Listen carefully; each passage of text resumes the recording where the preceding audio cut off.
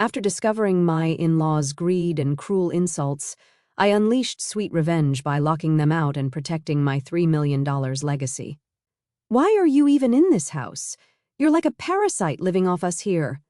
As soon as the words left my mouth, my mother-in-law wasted no time throwing my belongings out of the window. I protested her irrational actions, asking, "What did you say? Don't you dare talk back to me. Can you pick my stuff up, please?" I pleaded. In response, my mother-in-law put a knife to my throat, paralyzing me with fear. "Get out, or this won't just be a game anymore," she threatened. "I understand. If that's the case, I'll leave immediately," I replied. She gave me 1 week to vacate the premises, and I showed respect, though I couldn't suppress a hidden amusement beneath my straight face. Little did she know that I was the one supporting this house, despite the torment I endured living with her. The fear from earlier vanished. I thought, if you've got what it takes, then prove it. I'll give you 1 week. "I expect you to be out of here by then," she declared. "Thank you," I said, showing respect, though laughter lingered just beneath the surface, hoping she didn't notice. I believed my departure would bring peace to our home. Little did she know, leaving her in the family home, I moved to a high-rise apartment. Eventually, she would learn the truth, but by then it would be too late. I am Valerie Reynolds, applying my past work experience while working from home. It had been 5 years since I married Justin, expecting a peaceful and happy life. However, life took an unexpected turn when Justin had a construction site accident, resulting in the loss of most of the use of his dominant arm. Grateful that he survived, I found myself in the hospital room, tears streaming down my face. My mother-in-law arrived, seemingly oblivious to my presence, rushing to Justin's side. She suggested he stay with her, and I was taken aback by the proposal. When she noticed my surprise, she coldly questioned, "What's wrong? Do you have a problem with that?" "No, it's not that. It's just a bit sudden," I replied. "With my son like this, I can't leave everything up to you," she retorted, irritated by my words. Justin, however, expressed his trust in me, saying, "Valerie has been working hard all this time. That's why I trust her going forward." My mother-in-law, displeased, made an inaudible noise, but she couldn't sway my determination. "Well, anyway, come to the house as soon as you're discharged from the hospital." "Of course you're invited, Valerie." "That goes without saying," she said. I could predict what would happen if everything were left up to my mother-in-law. "By the way, Valerie, I'm leaving all the moving arrangements to you." "Everything," she added. "That's a bit much," my husband chimed in. "It's too much for one person to handle alone. Mom, please help her out." I hoped he would insist more strongly, but it seemed my mother-in-law had no intention of helping and ignored my husband's words. "I have my own things to do, you know," she smirked at me, unnoticed by my husband. It felt ominous, and so began our life living with my mother-in-law. 1 month later, my husband was discharged from the hospital, and I was busy with the move, leaving the task of picking him up to my mother-in-law. She came to me and said, "Aren't you done yet? I told you today was Justin's discharge day, and yet you didn't even come to pick him up." "But that's because you see, Justin," I started, but my husband interrupted, "Just like I said, right? This person only thinks about herself." My mother-in-law's intention was clear. She was trying to make me look bad in front of my husband. I decided not to take her obvious bait. Looking at my husband, he had a warm and understanding look in his eyes. "Come on, Mom, stop this. It's unsightly," he said. "I'm doing this for your sake," she retorted. "Well, no one asked you to," he replied. The sight of my mother-in-law running after my husband was comically pathetic. When she noticed, she glared at me with an evil expression, not that her glare meant anything to me. "Justin, you can just take it easy and relax at home from now on," I suggested. "That's impossible. My right hand might not work, but I don't want to be a burden on Valerie," he replied. "I can understand that, but you've just been discharged from the hospital," I said. "Still, I can't be satisfied if I don't do something." Justin was adamant.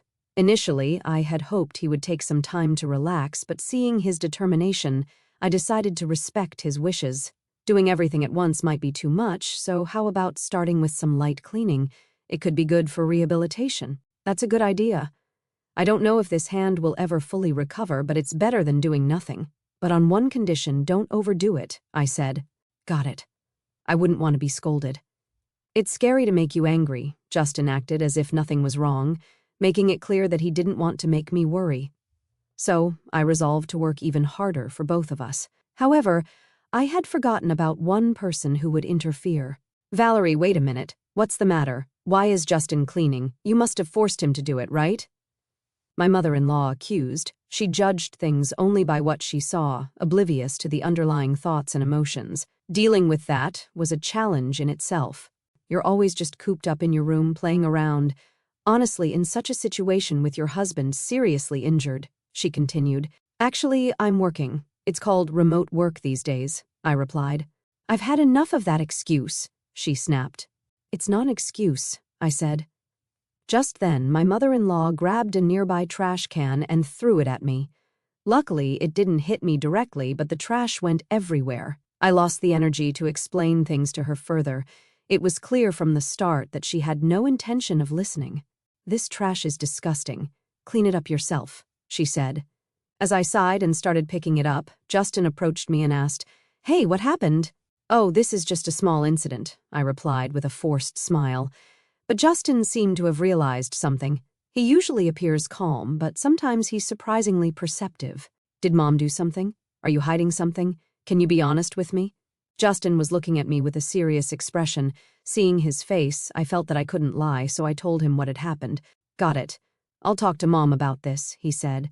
Oh, it's fine, really, I protested. But it's not okay. I'll talk to her properly, he insisted. No, but that is... I was happy to get his help, but I was worried about what would come next. In the end, I would be the one blamed. I stared at the ceiling, deep in thought. Night came, and I overheard my mother-in-law say, Valerie was just playing around. That's not true. Valerie has been working hard. Even my share, Justin replied. Then why were you cleaning? She asked. I offered to do it. I can't just sit around doing nothing at home, he said. But you just got out of the hospital, she exclaimed. I know my own body best. Justin's stern words silenced his mother. She might not have expected her son to speak to her like that, but if she really thought she was above such things, she was just arrogant. I hoped that this would calm her down a bit. That day, Justin went out for rehabilitation, leaving me alone with my mother-in-law. As I was working in my room as usual, she showed up. Can we talk? Sorry, can you wait just a bit? About 15 more minutes, I said. No, I can't wait right now, she insisted. All right, I'm coming. I hurried along and went to the living room, where an unknown woman was waiting for us. Excuse me, who is this? Have a seat first. We'll talk after that, my mother-in-law said. I had no choice but to follow, but I couldn't grasp the situation.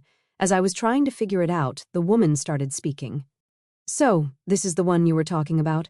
The wife who just plays around without working, she said.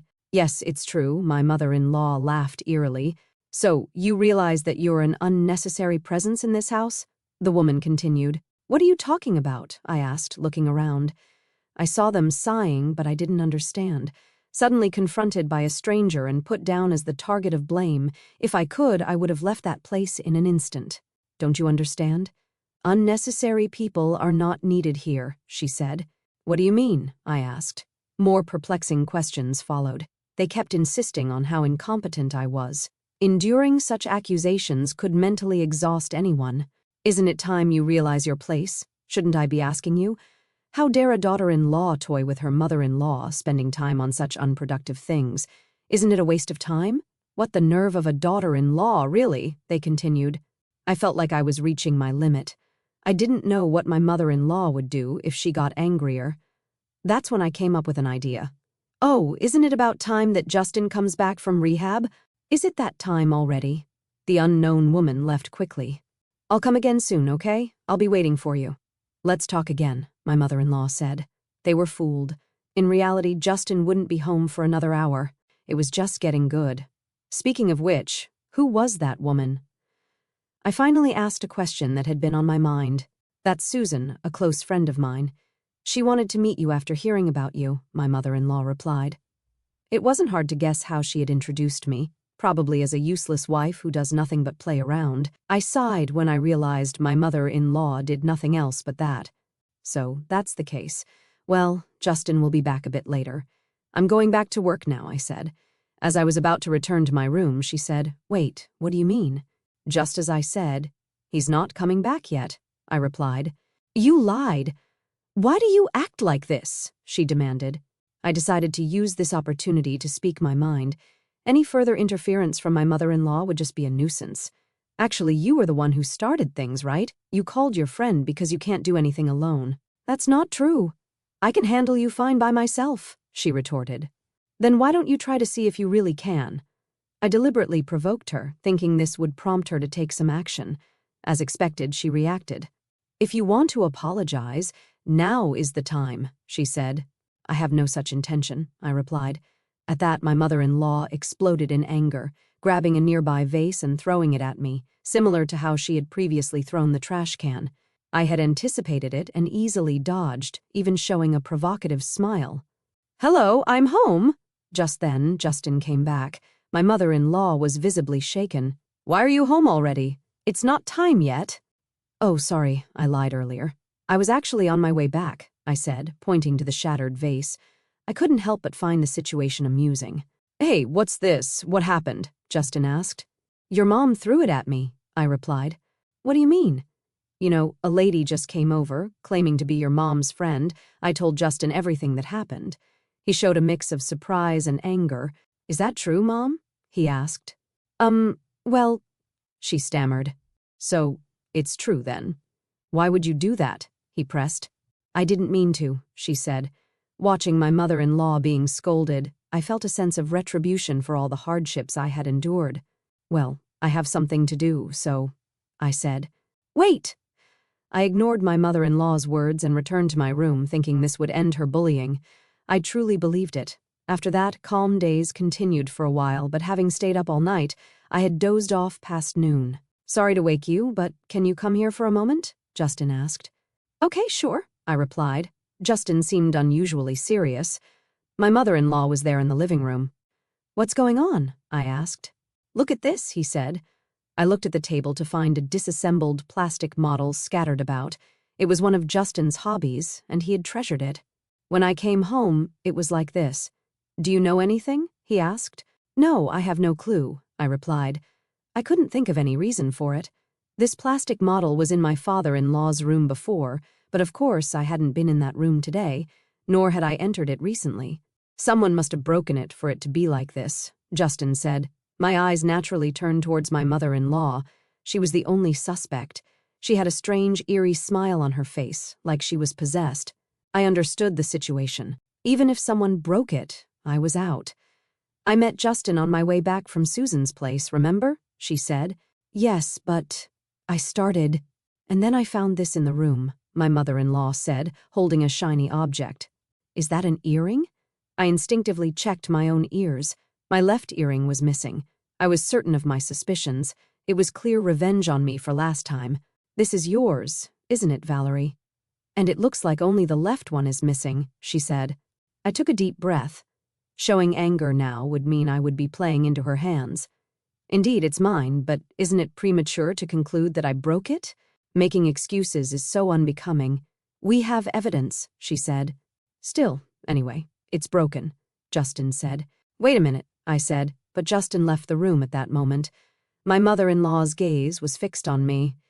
The situation made me feel like Justin saw me as a criminal, and I just stood there, stunned. It's a shame. This would have been the end of you. If you did it, you set a trap, didn't you? You'll find no evidence anywhere. If only you had followed my advice, this wouldn't have happened, she taunted. If I explain things to him properly, he'll understand, I said. Will he? She replied. Her words became reality. No matter how much I insisted to Justin that it wasn't my fault, he wouldn't take me seriously. Wait, I haven't done anything wrong, I said. Maybe. I get it. He replied, immediately averting his gaze. Laughter echoed from behind us. See, I told you so, my mother-in-law said. What does that matter? It's sad that you don't want to admit defeat, she added. After that, I immersed myself in work, almost like escaping from reality. Conversations with Justin became less frequent, and about 2 weeks went by. During this time, my mother-in-law seemed quite pleased with herself. You seem down lately. Is there something troubling you? She asked. There's no need for you to worry. Please stop, I replied. It's too late for that. Acting tough is useless, she said. On this day, my mother-in-law was in an especially good mood. My feeling of foreboding came true, eventually becoming reality. It happened while I was cleaning the room. Why are you even in this house? You're like a parasite living off us here, she exclaimed. "What's gotten into you all of a sudden? You always talk back, such a noisy daughter-in-law," she continued. After saying that, she threw my belongings out of the window. "What are you doing?" I protested her insane actions, questioning what had gotten into her. "You're too noisy, always talking back," she shouted. "Can you pick my stuff up, please?" I said, hoping for some reason to prevail. But as I said that, my mother-in-law put a knife to my throat. I was frozen in fear, unable to move. "It's better if you stay still." "A normal person wouldn't do this," I managed to utter. My mother-in-law was clearly deranged. "If you don't leave now, next time it won't be just a joke," she warned. "I understand." "I'll leave," I said, realizing that staying would only drag me further into her madness. "You have 1 week. Leave before then." "Thank you," I said. It was evident that staying would only worsen things. In her madness, my mother-in-law didn't understand who truly supported this house. She lived comfortably and leisurely thanks to me, yet she really knew nothing. "Pack up quickly," she ordered, and I obliged. A smile formed on my lips as I bowed my head, but I couldn't let her suspect anything. I quickly composed my face. "This will bring peace back to our home." "I'm so happy," she remarked, but her happiness was short-lived. I couldn't help but think about the true hell awaiting her. After my mother-in-law had gone to bed, I explained the situation to Justin. "I see, so it has come to this. Actually, I have something to tell you too," he said with a serious tone, surprising me. "What?" I asked. "Yes, various things. We'll talk about it later, okay?" he said. "Okay," I replied. His serious tone made me raise my voice in surprise, but he assured me we'd discuss it later. 3 days after being told to leave the house by my mother-in-law, I found a new place. Now the promised week was almost up. "Well, today's the day of the promise. You understand, right?" I asked Justin. "Yes, the movers are scheduled to arrive soon," he replied. But when I inquired about Justin's whereabouts, he seemed to have gone out since the morning. "Well, never mind. The thought of not having to see your face anymore is enough. I'm going out now. Make sure everything's clean," my mother-in-law said. "Understood," I told her, smiling, though not genuinely. 1 hour later, the moving company arrived and loaded all my belongings. I contacted Justin, all packed up. "Got it. Just make sure you get there safely, okay? See you later," he said, ending the call. I was excited to think about what would happen when my mother-in-law returned. Finally, the moment of completing the move arrived. "What have you done?" "Justin's belongings are nowhere to be found," my mother-in-law exclaimed. "Of course, we moved out together," I replied. "No way! Do you want to check with him?" I got out my phone, set it to speaker, and handed it to my mother-in-law, who still couldn't grasp the situation. Justin confirmed the plan, leaving my mother-in-law bewildered. This was my plan all along. "Mom," I admitted, Justin said. "What's happening?" "Tell me," she pleaded. "Actually, about the model kit incident, we know that you did it," Justin declared, putting an end to her denials. "There's no way Valerie would do such a thing," he added, defending me. "Why do you think that?" she asked. "Because it was a gift from Valerie." "She wouldn't break it on purpose," Justin reasoned. My mother-in-law was at a loss for words, realizing that she had been supported by the very person she had mistreated. "Well then, you'll have to manage on your own from here on out," Justin concluded. "But I don't work. If you two leave me," she protested. "That's the choice you made," he said, coming to terms with the consequences of her actions. "Mom, it's no longer our business." "Well, it's time for each of us to do our best," Justin remarked, ending the conversation. We felt relieved. We had hoped for a good relationship at first, but quickly gave up. Now, my mother-in-law chose her own fate. "But why did you keep it a secret?" I asked. "About that, what about Mom?" "It's like they say, deceive your allies to deceive your enemy," Justin explained. "You can't mean enemy," I said in disbelief. We looked at each other and burst out laughing. Finally, we could have a peaceful life together. About 1 month later, Justin expressed some concerns. "You seem down lately. Is there something troubling you?" "There's no need for you to worry." "Please stop," I assured him. "It's too late for that. Acting tough is useless," he said. On this day, my mother-in-law was in an especially good mood. My feeling of foreboding came true, eventually becoming reality. Leaving my mother-in-law's house marked a turning point, one that reaffirmed my resilience and the unbreakable bond I share with Justin.